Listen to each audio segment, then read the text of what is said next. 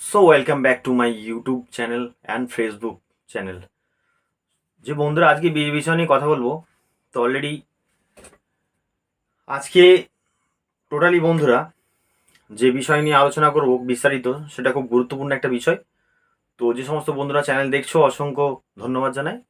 তো 21 ইঞ্চি আর 18 ইঞ্চি বর্তমানে যে বক্সগুলো এখন চলছে সেই বিষয় নিয়ে কথা বলবো বন্ধুরা, যে কেন 18 ইঞ্চি বা 21 ইঞ্চির দিকে মানুষ বেশি ঝুঁকছে। বেশিরভাগ বন্ধুরা 18-15 সেট আপও কিছুদিন পর বন্ধ হয়ে যাবে।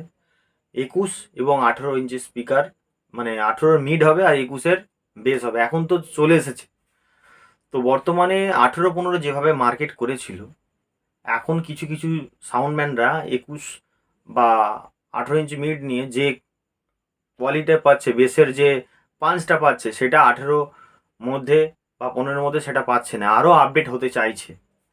তো বর্তমানে আগের তুলনায় এখন সাউন্ডের মালপত্র খরচা অনেক পরিমাণ দীর্ঘ বেশি হয়েছে। তো সময়ের সঙ্গে সঙ্গে সবটাই বন্ধুরা চেঞ্জ হতে হয়, কেননা এটা বাস্তবতা, নাহলে তো মার্কেটে ভাড়া চলবে না। সেইভাবে আমাদেরকে এগোতে হবে।